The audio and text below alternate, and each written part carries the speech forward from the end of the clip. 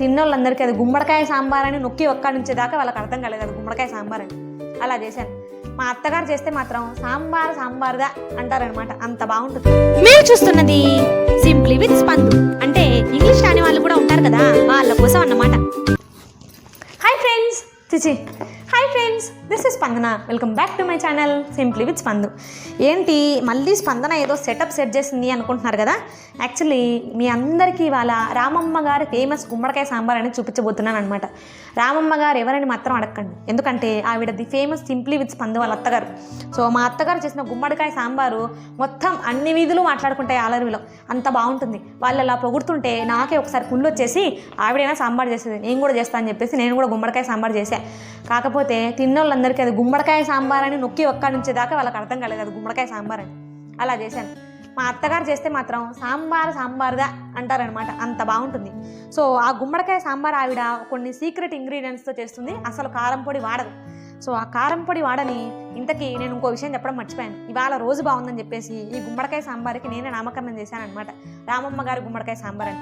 మీరు మీ కోడళ్ళకు నేర్పించుకున్నా, మీ పిల్లలకు నేర్పించుకున్నా, ఎవరికి నేర్పించుకున్నా దీని పేరు మాత్రం మార్చొద్దండి, హట్ అయిపోతాను. కాబట్టి ఇది చరిత్రలో ఇలా నిలిచిపోవాలన్నమాట, రామమ్మ గారి గుమ్మడికాయ సాంబార్ అని చెప్పేసి. సో మీరు కూడా అలాగే చెప్పండి.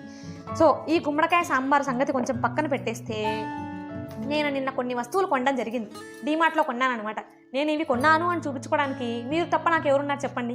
కాబట్టి ఏం కొన్నానో కాస్త చూపిస్తాను, ఓపికగా చూడండి. అంటే మా హస్బెండ్ కూడా ఉన్నారనుకోండి, బట్ కొన్నదే ఆయన, ఇంకా ఆయనకేం చూపిస్తాను నేను ఇవి కొన్నానని. సో ఈ మధ్యకాలంలో నేను బాగా గట్టిగా ఫిక్స్ అయింది ఏంటంటే, ఇంట్లోంచి ప్లాస్టిక్ని తరిమి కొడదాం అనే ప్రయత్నంలో కొన్ని గ్లాస్ ఐటమ్స్ ఇలాంటివి తీసుకున్నాను. ఉప్పు కారం పసుపుకి మూడింటికి ఆల్రెడీ నింపేశాను. నిన్న సాయంత్రం కొన్నప్పటికీ అవి కొత్త వస్తువులు వాడకపోతే నాకు ఏదోలా ఉంటుందన్నమాట. ఇది కాకుండా దీపావళి వస్తుంది కదా, కాబట్టి కొత్త రాగి చెంబుకు ఆహ్వానం పలికాను ఇవాళ. ఇంకా ఏం కొన్నానంటే, వద్దన్న వినకుండా మా ఆయన ఆకు షేప్లో ఉంది, ఇది నీకు వీడియోలో చూపించుకోవడానికి బాగుంటుందని చెప్పి కొన్నారు. ఇది 39 రూపీస్ పడింది. రీజనబుల్ అయినప్పటికీ కొత్త వస్తువులు ఇంట్లోకి వస్తున్నాయంటే నాకు స్పేస్ సరిపోదేమని ఒక ఫీలింగ్.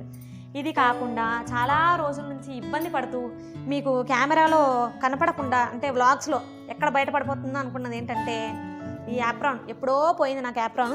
సో మళ్ళీ ఇన్నాళ్ళకు కొన్నాను అనమాట, 150 రూపీస్ పెట్టుకున్నాను. ఎంచక్క మీరు పొద్దున చేసిన వంట సాయంత్రానికి ఎవరు గుర్తుపట్టకుండా ఉండాలంటే, అంటే మీ బట్టల మీద మరకలు చూసి కనుక్కుంటారు మీరు పొద్దున వంకాయ కూర చేశారు కదా అని. సో అలాంటి తిప్పలు రాకుండా ఫ్రెష్గా ఉండాలంటే మీరు కూడా యాప్రాన్ కొనుక్కోండి, ఓన్లీ 150 రూపీసే. కదిలే మీ పాదాలకు ఆరోగ్యంగా అందంగా ఉండడానికి ఇవి కొన్నాను. ఫుడ్ కేర్, ఇది కూడా ఒక వీడియో వస్తుంది, ఇది ఎలా వాడాలి, మన పాదాలను ఎలా అందంగా చూసుకోవాలి. ఇవి కాకుండా ముద్దుగా క్యూట్గా ఉన్న ఈ క్రాప్ టాప్స్ అనేవి కొన్నాను నేను. ఎంచక్క ఎంత బాగున్నాయి కదా, నాకైతే ఇది భలే నచ్చేసిందబ్బా. ఇది కాకుండా ఇది కూడా కొన్నాను. మనం అసలే లాంగ్ స్కర్ట్స్ ఎక్కువ వేసుకుంటాం కాబట్టి ఈ క్రాప్ టాప్స్ బాగుంటాయని కొన్నాను. బాగున్నాయా? అమ్మయ్యా, ఎవరికైనా చూపించుకుంటే ఆ ఆనందం వేరు. అమ్మాయి ఆల్రెడీ చూపించేశాను, మళ్ళీ నువ్వు వీడియో కాల్ చేయకే. సో ఇప్పుడు మన గుమ్మడికాయ సాంబార్ రెసిపీ ఎలా ఉందో చూద్దాం. కత్తి చూపించానని చెప్పేసి సబ్స్క్రైబ్ చేయడం మర్చిపోతే, ఈ కత్తికి సబ్స్క్రైబర్స్కి సంబంధమే లేదు. నేను సబ్స్క్రైబ్ చేసుకున్నా చేసుకోకపోయినా నేను పట్టు వదలని విక్రమార్క లాగా ఇలాంటి ఎన్నెన్నో వీడియోలు వదిలేస్తూ ఉంటానన్నమాట. కాబట్టి ఎక్కువగా అడిగించుకోకుండా ప్లీజ్ సబ్స్క్రైబ్ చేసుకోరా. అలాగే ఈ వీడియో నచ్చితే తప్పకుండా లైక్ చేయండి, ఎందుకంటే మీరు లైక్ చేస్తే ఎక్కువ మందికి షేర్ అవుతుందన్నమాట ఇది. కాబట్టి లైక్ చేయడం మాత్రం మర్చిపోవద్దు. మీ బంధువర్గాలు సపరివారాలందరికీ ఈ వీడియోను కూడా షేర్ చేసేయండి. అలాగే ఎలా ఉందో నా ఈ వర్ణన ఎలా ఉందో, ఈ రామమ్మ గారి గుమ్మడికాయ సాంబార్ రెసిపీ ఎలా ఉందో కామెంట్ ద్వారా తెలియజేస్తే ఇంచక్క సాంబార్ అన్నం తినుకుంటే హ్యాపీగా ఫీల్ అవుతాను. ఏమంటారు? Okay, let's get in to the video. ముందుగా సాంబార్కి కావాల్సిన కందిపప్పు ఉడకబెట్టేసుకుందాం. ఒక కప్పు కందిపప్పు వేసుకుని దాన్ని కడిగి కాస్త అటు ఇటుగా వాటర్ పోసుకున్నాను అనమాట, ఉజ్జాయింపుగా. సో మీరు కాస్త ఎక్కువ తక్కువ వాటర్ వేసుకుని 2 విజిల్స్ వచ్చేదాకా హై ఫ్లేమ్లో పెట్టుకుని ఉడికించుకోండి. ఇది పక్క ఉడుకుతుండగా రెండో పక్క మన సీక్రెట్ మసాలా అనేది ప్రిపేర్ చేస్తున్నాను. దీనికి గాను 2 స్పూన్ల మినపప్పు, 1 స్పూన్ శనగపప్పు, కొన్ని మిరియాలు, ఇంకా ఎండుమిర్చి వేశాను. మిరియాలు ఎండుమిర్చి అనేది వాటి ఘాటును బట్టి మీరే అటు ఇటుగా వేసుకోండి. దీనికి కొలతలు చెప్తే అటు ఇటుగా మారిపోతాయి అన్నమాట, ఎందుకంటే మన దగ్గర ఉన్న మిర్చి బాగా గుంటూరు మిర్చి. మీ ఇంట్లో ఏ ఊరి మిర్చి ఉందో నాకేం తెలుసు, కాబట్టి మీరు ఉజ్జాయింపుగా వేసేసుకోండి. ఇప్పుడు తిరగమూతకు గాను 2 టేబుల్ స్పూన్ల ఆయిల్ వేసుకుని మామూలుగా ఆవాలు, జీలకర్ర, ఎండుమిర్చి, కరివేపాకు ఇలాంటి బేసిక్ పోపు వేసుకోండి. శనగపప్పు వేసుకుంటే అది మీ ఇష్టం. ఇది ఇలా ఉండగానే బాగా దంచి పెట్టుకున్న అల్లం వెల్లుల్లి పేస్ట్ వేశాను. అది పచ్చివాసన పోయిన తర్వాత ఒక చిన్న సైజు ఉల్లిపాయ, ఒక మీడియం సైజు టొమాటో వేసి బాగా మగ్గించుకుంటున్నాను అనమాట. ఇవి బాగా తోలి ఊడి వచ్చేంత వరకు ఓపిక పట్టిన తర్వాత మన గుమ్మడి హీరో ఎంటర్ అయిపోతాడు అనమాట ఇప్పుడు. సో గుమ్మడికాయ సగం ముక్క వేసేసాను నేను, అంటే చిన్న గుమ్మడికాయ సగం ముక్క వేసేసాను. ఈ ముక్కలు ఎన్ని వేసుకోవాలనేది మీ ఇంట్లో వాళ్ళ టేస్ట్ని బట్టి, వాళ్ళు తినగలరా లేదా అన్న దాన్ని బట్టి ఉంటుంది.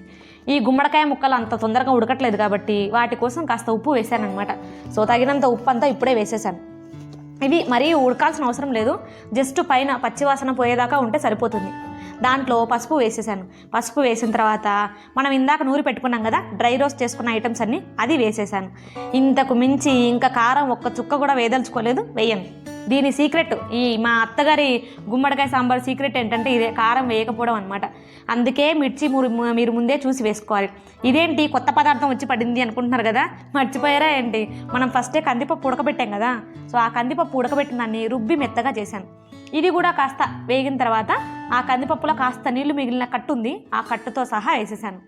మనకు సాంబార్ కన్సిస్టెన్సీకి ఎన్ని వాటర్ కావాలో అన్ని వాటరు వేసేసాను అనమాట. సాంబారు కాస్త చిక్కగా ఉంటేనే బాగుంటుంది. పైన తేలుతున్నాయి చూసారా గుమ్మడికాయలు, సో అవి ఎన్ని వేసుకోవాలనేది మీ ఇష్టం.